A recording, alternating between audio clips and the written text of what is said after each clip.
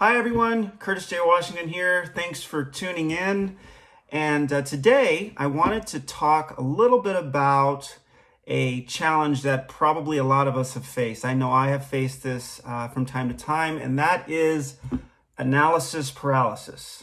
So today I'm going to give you 5 tips that will help you not only to recognize analysis paralysis, but to overcome it and to make progress towards your goals, whatever they may be, personal or business. It does not really matter. So with that, let's go ahead and get started. So I would think for most people out there, the first step, the most important thing is recognizing it. So you have a big decision to make, and you feel like you're not making any progress. You feel like you're waffling. You feel like you keep saying, okay, I've got to make a decision. I've got to decide which way I'm going to go on this. And it just kind of hangs. And so identifying it is the first thing. And, everybody has difficult decisions. But the interesting thing is that when we are faced with a challenge and we want to get it right, we want to succeed, right? As we all do. The biggest fear that subconsciously many of us have is not failing. It's not accomplishing a goal. It's failing in front of someone else. It's failing in front of people. It's having people see you as a failure. And that's one of the reasons that a lot of difficult decisions that we kind of knew were probably the right decision to make, that maybe either we don't take or we put off for quite a long time. So I would say that, identifying, first of all, the underlying reasons that, you may not be making progress with your decision is, and moving forward, is that you are afraid of what others might think. So it's human nature. Everybody is afraid of being judged as a failure. But if you are feeling that way, and if you really search your feelings and that's how you feel, and you know this is an important decision, and you've got to you have to go one way or the other on it, search your feelings. Because if you are afraid that, what are people going to say? I really want to do this. It's really sounds like a great idea. I think I'd love this. This is something I really want to do. But what if it doesn't work out? So if that's your fear, that's probably the best way to recognize that you are in the grips of analysis paralysis. So another reason is that, number 2, I would say, is being afraid that we don't know all of the steps involved to get to where we're trying to go, right? So basically, just not knowing every step that you need to take can be daunting, right? It can convince a lot of people that because they're not sure how to go about reaching the goal, maybe they should stay away. Maybe I should just move on. Maybe it's too risky. And risk, of course, there's all kinds of risk, right? Everybody has to, I think, evaluate the risks for themselves, whether they be financial or reputational, whatever they may be. But at the same time, if you have an idea and it's something you really think you want to pursue, but you're just not sure exactly how to bring it all into fruition, that could be a sign that, that could be something that could hold you in that analysis paralysis state. So be aware of that. There's a great book out there called Ready, Fire, Aim by Michael Masterson. And he discusses how you don't need to have all the answers, and you don't even necessarily have to get everything right to be hugely successful as an entrepreneur. And I think there's a lot of great lessons in there just about how we approach life's difficult decisions in general. So I'll put the information about the book in the comments as well in this video and podcast, so that you can find that book easily. But basically not knowing all the steps, it's something that I think we all fear, and it's okay not to know exactly how things are going to go. It's just important that you know where you're headed, and then kind of work from that point. So that's something else that can help you get over analysis paralysis, is being comfortable with not knowing all the steps. I mean, being comfortable might be an overstatement, but being aware that that's something that we all go through, and it's okay. It's okay, and as you progress, things will become clearer. The third thing that I would say is to listen very carefully to not only what your brain is telling you, but also what your heart is telling you. Now, this might sound a little touchy-feely, but there's been a lot of research on this as well. Your brain, of course, it's analytical, right? It's logical. It wants to solve the problem. So we think about things, a lot of times we can go back and forth. Okay, well, what are the pros? What are the cons? What if this goes wrong? What if that goes wrong? And that's all very important. However, it's also, in my opinion, very important to actually, tune into your heart as well, because you'll get different messages if you allow yourself some time to not overthink sometimes, right? If you calm down and just kind of go, okay, well, how do I feel? Tune into how you feel, because even though your brain may be saying, wow, it could be saying it's very complicated. Your heart might be telling you something completely different. It might be saying, this is something I really love to do. And that's not logical. It's not analytical. It could just be saying to you, but I'm happy when I'm doing this. And then you go back to your brain and go, but what if I screw it up? What if I get it wrong? What if the resources I put into it don't give me the result that I desire, that I'm aiming for? And your heart might be telling you, but this is my passion. This is what I want to become better at. This is what I want to excel at. So completely different messages, same topic, right? So tune into both. So that would be another recommendation that I would have to get through analysis paralysis, is let both sides of you weigh in on the decision, not just your brain, but also your heart.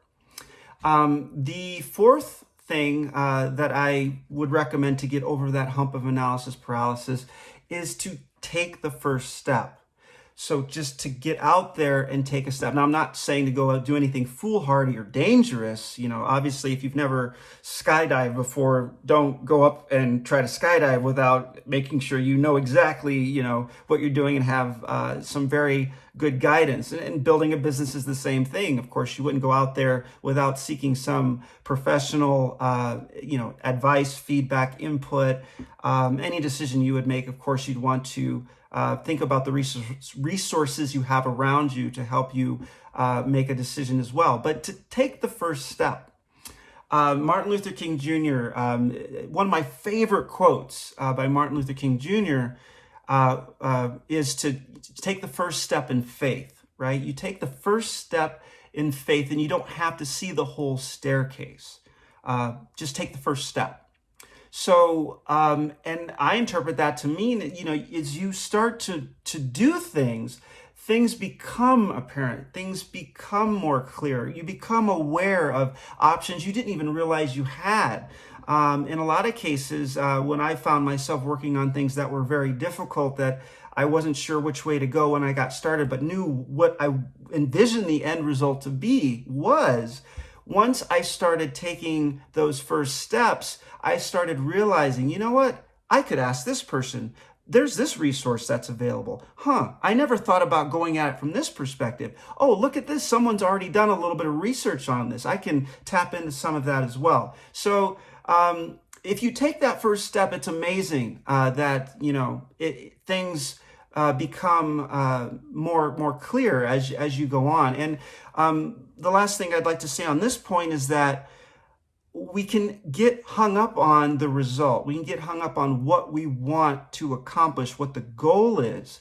But I would suggest that we also really think about the intent. I think the intent leads the way. If if you are committed to the intent, results will follow. They may not be the results exactly as the way that you foresaw them when you started your journey on this decision, but if your intent is clear, that's going to keep pushing you forward. That's your why, right? That's going to keep you going. So that's another thing that getting over analysis paralysis, that can be very helpful. If you, as long as you have the intent and you're committed to your intent, you can keep taking those steps because you won't be all hung up on, oh, I need to make $1 million by October 15th or whatever it might be.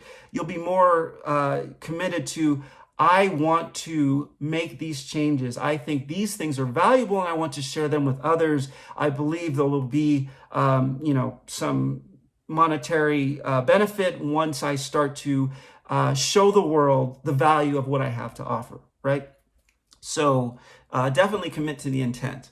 And then the last thing I would say is to take, I'm a perfectionist. A lot of you out there, I'm sure, are perfectionists, but be a perfectionist in doses. So perfectionism in doses, right?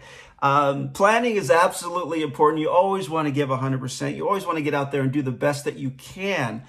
But it's important to get out there, right? It's very important to do the best that you can now and fine tune along the way, right? So a lot of people have these great ideas and the first version of them isn't too great, Tesla, of course, as everybody knows who they are now, had this vision of creating these amazing electric cars and creating this network of superchargers and all of these things. But the reality is, a lot of the pieces that make Tesla a fantastic, valuable company with these great cars that are super efficient now is, as they were building, I mean, if you take a look at the Roadster that first came out, or even the original Model S, and compare it to the newest Model S Plaid or a Model Y or something like that, there's been a lot of improvements. So keep that in mind. You can have your goal. You definitely want it to be perfect, but we can only do what we can with what we have now. So do what you can now, right? That's what we really need to think about is what can we do now to the best of our abilities? Do that. And then as you discover what improvements can be made, implement them as fast as you can and keep going, keep building, keep growing, okay? Keep searching for perfection. We never really actually get there anyway, right? So we can keep searching for it, but also to keep in mind that if we don't take action with what we know right now to the best of our ability, if we don't take action with that, we don't get anywhere. So that's something I think everybody, including myself, should keep in mind as we go about taking on large projects that are difficult and require difficult decisions. So that's all I wanted to talk about today. So just a really brief recap. So 5 tips to get over analysis paralysis. The first being learning to recognize that you have it. So that could be a lot of different things, right? Being worried about what people think about you, thinking about things too analytically, things like that, and not tuning in, just worrying about being judged. A lot of different ways that you can recognize that you have it, but recognizing it, of course, I think is key. The second would be knowing it's okay not to know all the required steps. So have the intent, get out there, do the best you can with what you know. It's okay if you don't know all the answers, but just get out there and work with what you have. Listening to not just your brain and its analytical and logical capabilities, but also listening to the emotional capabilities of your heart to actually express to you another side of the decision, right? It's not just I'm going to get there and then things are going to be great. It's going to be, I'm going to have to live with who this is, who I'm becoming, what I am trying to accomplish for the rest of my life, or throughout this decision. So it's gotta resonate, right? So to bring your heart into that. Number 4, take the first step in faith and commit to the intent. So if you know why you're doing something and it has a strong enough, you believe in it strong enough, that's going to get you to where you're trying to go. That's going to get you on the right course towards where you're trying to accomplish. And then the last one is be a perfectionist, but in doses, right? First versions of anything are called prototypes for a reason, right? So it all gets better. So do the best you can, and then continue to keep doing the best you can based on additional input, feedback, advice, information that you receive along the way. So that's all I have for you right now, and I hope this was helpful to you. These are all things that I think about and things that have helped me in my decision-making process, and hopefully you'll find at least some of this information helpful for you as well. I hope you have a wonderful day, and I look forward to talking to you and seeing you again soon.